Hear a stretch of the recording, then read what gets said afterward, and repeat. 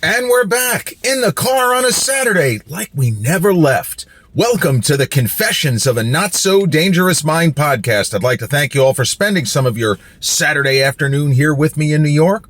But once again, we're going to skip past all that promotional jazz and get right to the guts of the episode. Today marks 54 years since what was billed as the fight of the century. The 20th century, yes. But on March 8th, 1971, two undefeated heavyweight champions met at Madison Square Garden. But only one of them was a current heavyweight champion. Even with all the alphabet soups, only one of them was a current world heavyweight champion. So it's a fair question to ask if you don't know anything about this era of boxing. So who was the champ and who was the former champ if they're both undefeated? Well, the current champion as of March 8, 1971, was a former Olympic gold medalist, 1964 Tokyo, Smokin' Joe Frazier. The former champion, who was undefeated, and a 1960 Rome Olympic gold medalist, was Muhammad Ali. So you say, okay, that's great. Thanks for the little history lesson. But how could Ali be an undefeated former champion? Why would he not still be champion if he hadn't been beat? Well, that's a whole other story. But on March 8th, 1971, Muhammad Ali, former undisputed world heavyweight champion, undefeated, and Smokin' Joe Frazier, the current undefeated world heavyweight champion, met in the ring. And the crazy, twisted backstory is where we will start our little Saturday matinee.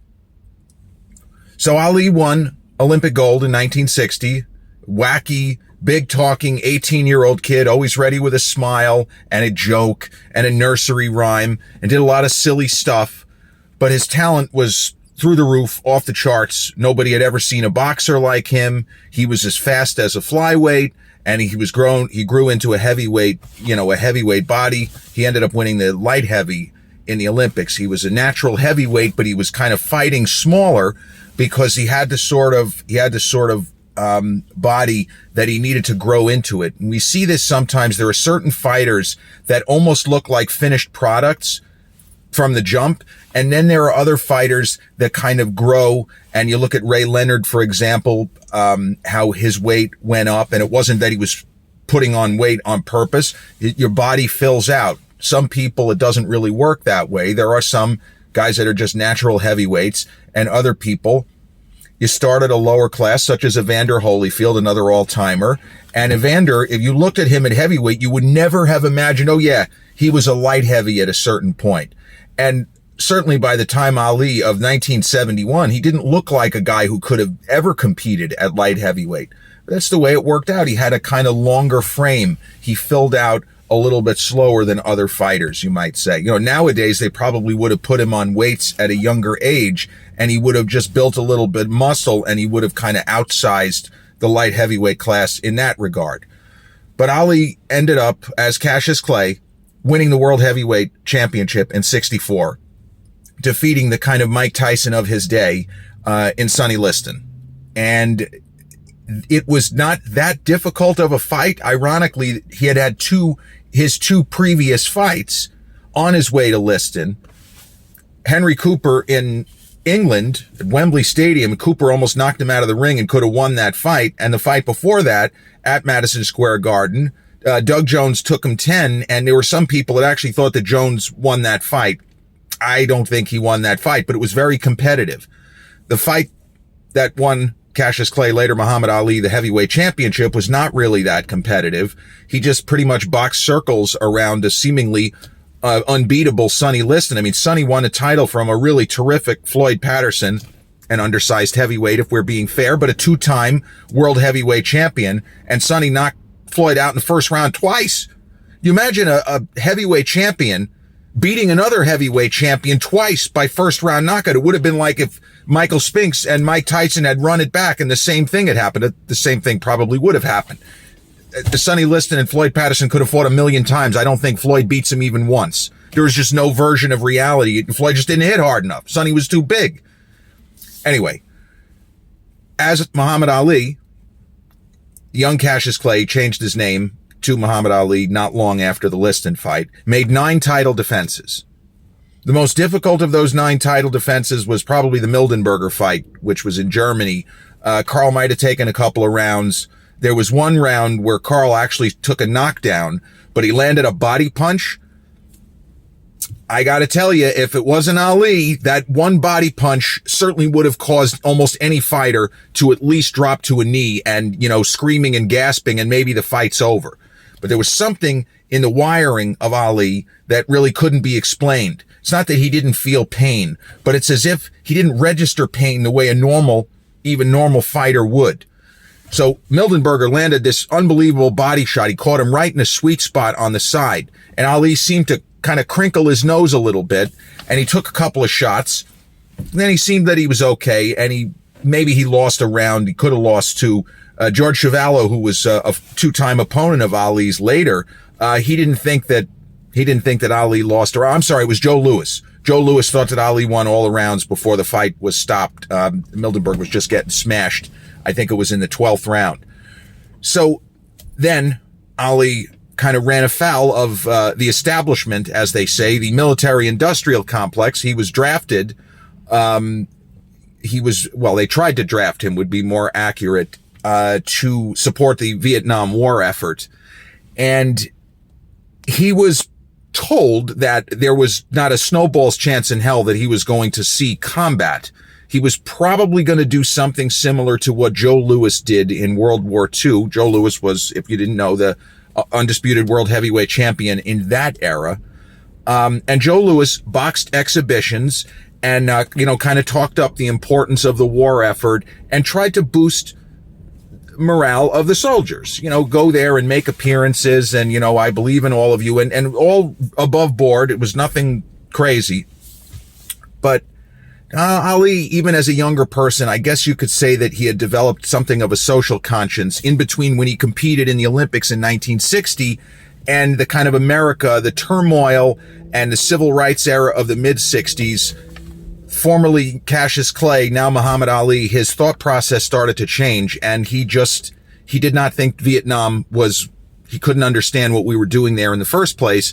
And all of the young men who were being drafted and sent over there, many of whom were young men of color, but there are a lot of 18-year-old boys who should never have left home and went over there and got their heads blown off for basically, what are we doing there?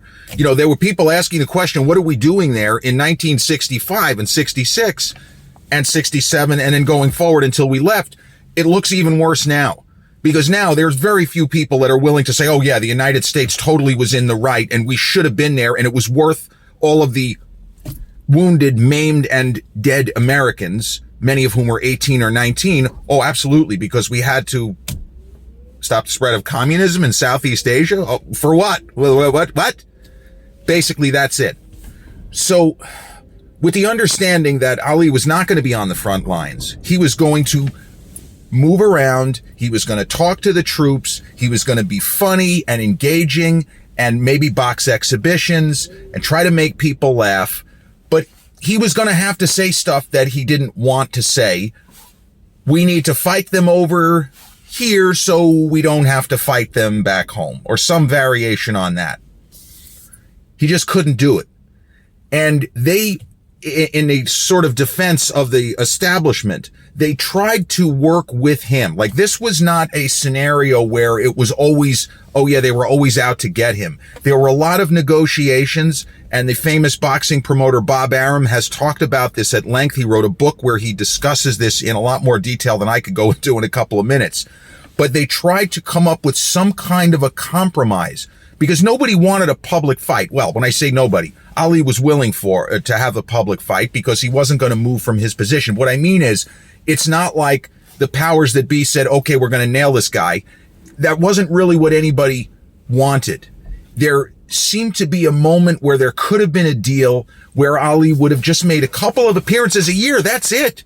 He would have had a 2-year term, maybe as little as 4 appearances total, where he would have had to go to a bunch of, different areas. But he was going to be able to continue his career. He wasn't going to get into any kind of trouble, but there was something in his wiring, even with this. He could not in good conscience do it. And a lot of people who may have not been antagonistic toward him, they were begging and pleading with him. Champ, not only are you not going to be allowed to fight again, they're going to take away your title. You're going to go to jail.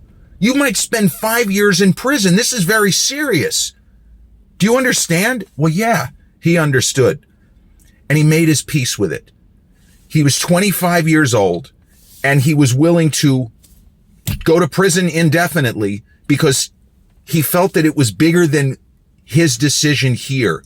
That if he ended up, wouldn't have phrased it this way, but if he ended up being a martyr, if he ended up never fighting again and rotting away in a prison somewhere, in his mind, it was the only thing he could do. And there are those moments where people come to a certain position that maybe a few years earlier they would have said, well, that'll never happen. And they won't move off of that. And the further it went, the more convinced he became that he was doing the right thing. And he was willing to pay whatever the price was. And he understood it. He said, hey, I accept. I understand. My actions have consequences, and I understand.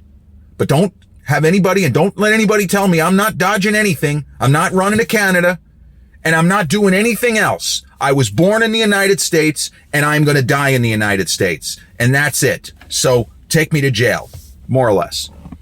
He ended up not going to prison. He was found to have, I guess they got him on the draft evasion charge. You know, there were a lot of lower court judges that seemed to have it in for him, because there were other, guys like Abby Hoffman who actually dodged the draft, like literally tried to sneak it through, and they got caught and they didn't go to prison and they were allowed to go about their regular lives.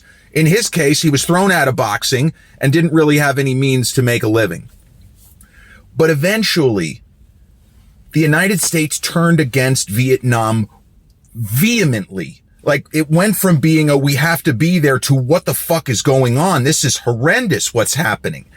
And the kind of peaceniks, the give peace a chance crowd, that kind of John Lennon. Now, John Lennon didn't have any skin in the game. He could never have been drafted anyway because he was not a U.S. citizen. He was originally he wasn't getting drafted.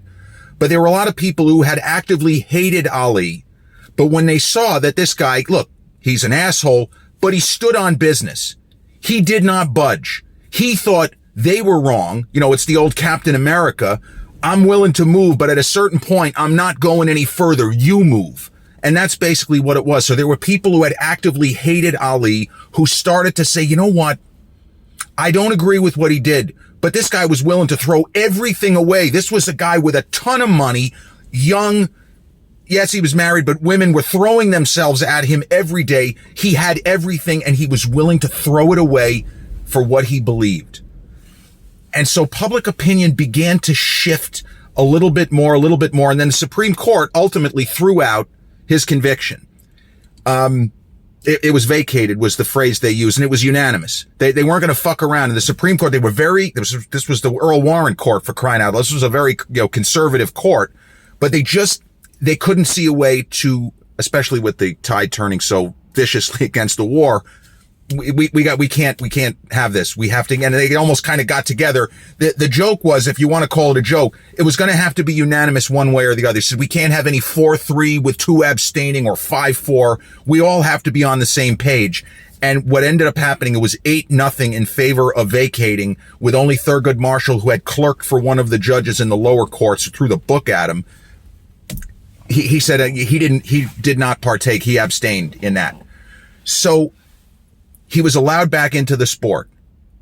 There were still a lot of people who hated his guts, but not as many as there had been in '67 when everything blew up and he was thrown out of the sport immediately. I mean, you could even see some congressional hearings where the senators are all but spitting fire at him. They were legitimately angry that he was taking these actions. They thought he was un-American, and he would say, I am as patriotic as any of you. You just don't get why I'm doing this.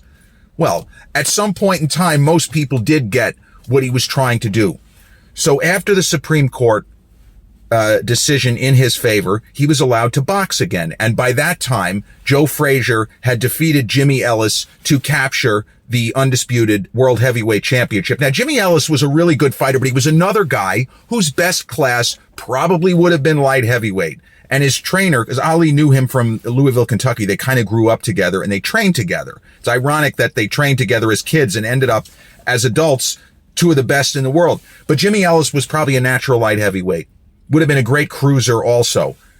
He could not have beaten Joe Frazier. But Ellis won this kind of weird round robin that I don't get why they did this, to figure out who was going to become the champ when Ali had to vacate the throne.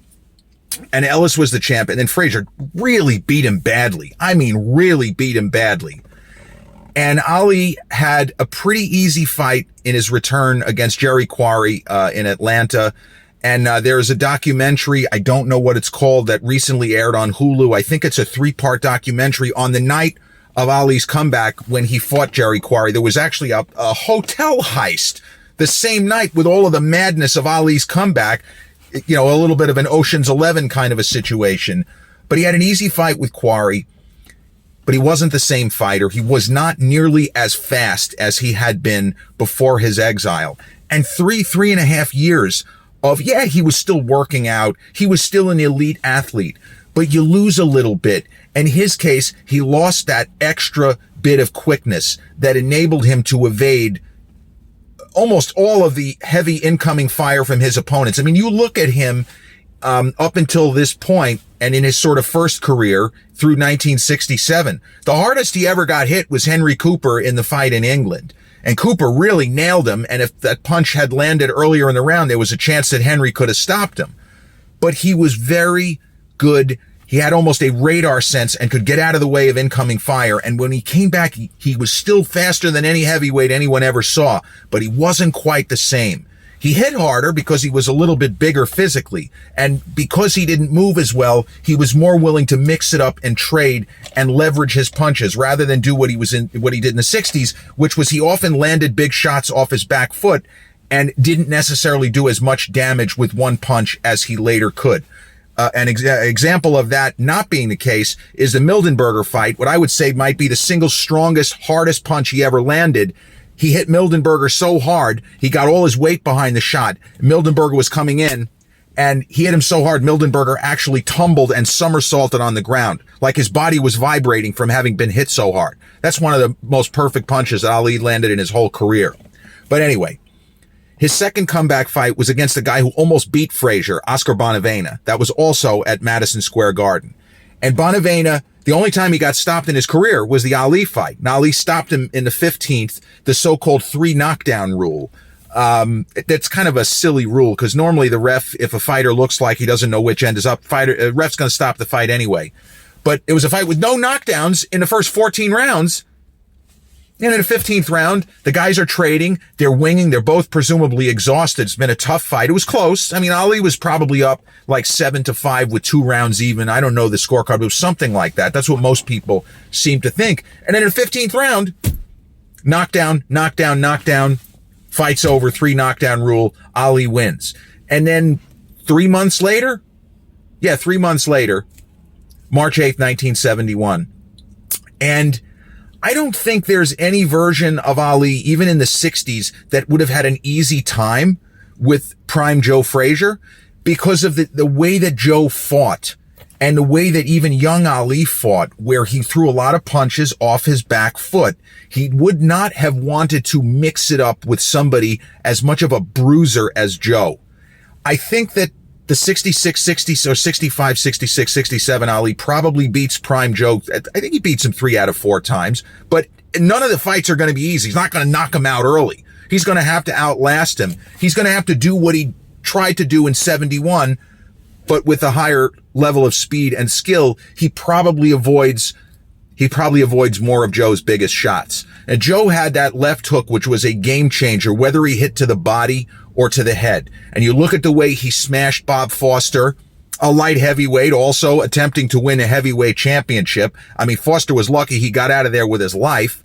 And the left hooks that he flattened Jimmy Ellis with, just a fucking monster. You know, Joe Frazier didn't look it because he was somebody who weighed more than he appeared to. It's like Joe Frazier and Mike Tyson, very similar fighters. Mike Tyson had the incredibly thick musculature. Tyson almost looked like a bodybuilder when he was, 20, 21, 22 years old. Joe Frazier never had that kind of body, but his lower half, his legs were like tree trunks, as much as that's a cliche. And he was 215 to 220, even though in the upper body, you would have said, well, he almost looks like he could have competed as a cruiser. And maybe he could have. He would have had to lose a little bit in the legs, though. But he was just the way that he moved around the ring. So the fight of the century, it is a great fight. But by this point, Ali had to kind of fight in spurts. Now, when he was younger, he had calculated that he would have certain rounds in a fight on purpose, that he would take his foot off the accelerator and try to conserve energy, because he was always imagining he never wanted to gas out at the end of the fight. And so he would say, I had certain rounds that I was just going to try to coast and maybe attempt to steal a round, and then other rounds where I was going to fight for 3 minutes. He talked about this in his autobiography. I don't think he was making it up. But by 1971, he couldn't really do that. He had to just go out every round and do the best he could and hope that he was going to have the cardio, because he did a ton of road work, but he had to hope that he was going to have the cardio to still have, enough towards the end of the fight. And the reality is he never ran out of gas. There were fights in the 70s where it looked like he was fucked. He always seemed to find another tank. He just, again, there was something different with him. And Joe Frazier was a guy who never seemed to run out of energy. Even when he was getting blasted, he just kept moving forward, throwing punches with bad intentions, like we saw in the third fight in Manila. So as much as and I've talked about this, it's very difficult to judge an Ali fight that goes deep, because he had an ability to win rounds where he didn't necessarily land the more telling blows, but he just appeared to be dictating the action and dictating pace. And all three fights with Ali and Frazier, in a general sense, they followed a certain formula. In this fight, only up to a point. But if you look at the second fight, Ali starts fast, Joe comes on, and then Ali has some big rounds towards the end. The third fight, Ali started fast. He almost knocked Frazier down early in the fight. And I think it was in the second round. He landed a couple of shots in the second round. And the second round of the second fight also was when Tony Perez, with Frazier seemingly wobbled, thought he heard the bell with 40 seconds left. But then in the third fight as well, Frazier comes on in the middle rounds. And more so in the Thrilla in Manila than either of the first two fights, Frazier at a certain point in about round 9 appears to have taken control of the fight. And that's something that didn't really happen even in the first one, because I think it was in the 10th round, Frazier landed some hellacious body shots, almost knocked Ali down with a body punch. There was just something keeping him up with that. Like I don't know. There were body punches that should have put him on the canvas. In the Foreman fight also, there was something there. I'm not going down. Fuck you. Like that was the kind of attitude. I'm stay right here. You keep going. Let's go. But Frazier was winning that fight, even though his face was not looking good. It was not quite as bad as what ended up happening in Manila, where he couldn't see out of either eye. But Ali, despite the fact that he took a lot of shots, let's say from round 6 through 10, really took a pounding, where lesser fighters probably would have been stopped. It was close. It was neck and neck, and scorecards weren't available. And I think the ref, Arthur Mercanti, I think there were 2 judges plus Mercanti on this particular night, scoring the fight. But most people, as the fight moved to the latter stages, so where I was going with the kind of pattern of all 3 fights, Ali started strong. First 5 rounds, there were some people that may have had Ali ahead 4-1 or 3-1 with 1 even. And then Frazier really came on strong. And that's the thing with Frazier, where, I mean, we talked about it and you could see this on social media, the sort of mythical matchup of this Frazier from this fight versus the Tyson that smashed Mike Spinks. Mike would be favored, but if he doesn't get him in the first 5 rounds, it's really difficult to see him winning the fight, because of the way Joe could regroup, could seemingly be on the receiving end of a battering, and then come out, let's say the 7th and 8th round like it's the first round, like, let's fucking go. And that was something with Frazier that he had that didn't always make sense, but it's the way that it was. But going into let's say the 11th round, Ali seemed to be in real trouble, and then he rallied. And he had a couple of pretty strong rounds, and he actually won the 14th round on all 3 judges' scorecards. But just as far as the people at ringside this was a fight that people had been dreaming about since Frazier beat Ellis, and here they were, and the general sense was Frazier was probably winning, but that they had seen a great fight where both guys, nobody was holding back. They're throwing bombs, and Ali and Frazier had a friendship. They first met after Joe won the Olympics in '64. He visited Ali at his training camp, and they knew they would probably fight each other, and it took longer than you would have expected because of Ali's legal situation. But this was a great fight. This was two guys who were very evenly matched at this point in time, letting it all hang out. I mean, Ali did his usual clowning early, but after a certain point in time, the clowning, it wasn't going to work. It's not like he was going to get under Frazier's skin, and even if he did, it didn't matter because Joe just never stopped throwing punches, never stopped crowding him, never stopped trying to break his ribs and fuck him up and all of that. But going into the 15th round, there probably were, let's say a quarter of fans in attendance at MSG that night probably thought, Ali might be winning. It might be 7-6 with one even, whatever. But as it turned out, the judges favored Joe was going to win the fight unless Ali had some kind of a crazy 10-8 type of a round, which it didn't really seem. Well, it didn't seem like either guy was going to have a 10-8 round at that point. But history tells us that early in the 15th round, despite both guys just being beyond exhausted, Frazier threw one of the greatest single punches in the history of boxing. He threw a leaping left hook. Whatever he was feeling, whatever levels of exhaustion, Joe threw that left hook like it was the first round and he was facing a club fighter and just let it go. And he landed a shot. It's so textbook. It was so perfect. Like you almost can't teach somebody to throw a left hook as beautifully as Joe threw that one shot. And Arthur McCanty, as I say, the official, told a story, and you could see it. There's a lot of, really high quality footage, even though this fight is now 54 years old. He lands this punch, and Mercanti says, I immediately leap in, and I grab Joe, and I turn him around, and I make sure he's on his way to the neutral corner. You don't fuck around with that. And he said, by the time I turned around to pick up the count from the timekeeper, Ali was on his feet. And that's when Mercanti was kind of joking. He said, I figured that the fight was over and he's already on his feet. I didn't even have a count. He was up before the count of 4. Now, I don't know that Ali even knew which end was up. As hard as he was hit and as exhausted as both he and Joe were, he got up like it was nothing, no problem. But that was the one that, as they say, blew out the candles. That made it a 10-8 round for Joe. And nobody was going to say, well, maybe Ali won 8 rounds. No. That eliminated any potential controversy because knowing what we know about boxing, and I'm not talking about corruption, I just mean how difficult it is to score a fight between evenly matched fighters where both guys have their moments in almost every round. Like in 2007, Floyd Mayweather versus Oscar De La Hoya, that was a very difficult fight to score because Oscar seemed to land the bigger shots. But Mayweather, at certain points, was boxing circles around him. But there are people to this day that say that Oscar won that fight.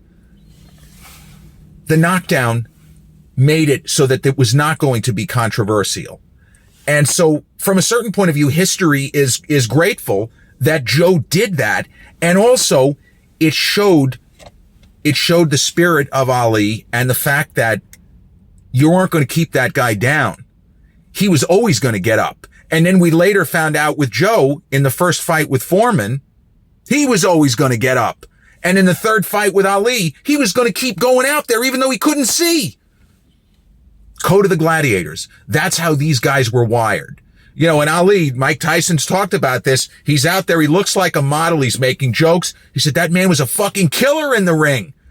He was a fucking assassin out there. Or as Tyson said, he was an animal. You don't want any part of this guy. He'd take you into deep water and fucking drown you. But that was Joe's night. That was the high water mark of Joe Frazier's career. And unfortunately, 2 fights later, or I think it was, 2 fights later, because he beat Ron Stander the next year, and Terry Daniels, he lost to George Foreman in a fight where he really got beat bad. 6 knockdowns in 2 rounds. Down goes Frazier. Joe had a very narrow prime. And the reality is that great fighters, it's rare that their prime goes for even as long as 5 years. Ali's prime was about 3. 4, if you want to say 1964, if you want to say the Ali that beat Sonny the first time was prime. I mean, it's arguable. I feel like the Ali of 66 was already operating at a lot higher level than even when he beat Sonny. It was just not a good matchup for Sonny, as it turned out. The kid was just too fast. And Sonny had kind of was a little bit over the hill, but who could have known that as easily as he beat Floyd twice? But March 8th, 1971, the fight of the century, an incredible battle between two all-time greats. Frazier's career, unfortunately, never really recovered from this, even though he did defend the title after. But he lost to Foreman. He lost to Ali twice. He lost to Foreman again. And, you know, Joe's lifetime record doesn't look that great. He ended up, I think, 32-4. But it's one of those where he was 31-0 or he was 30-0, and then he ended up 32-4. But Ali and Foreman were the only guys who ever beat Joe Frazier. Just those two guys.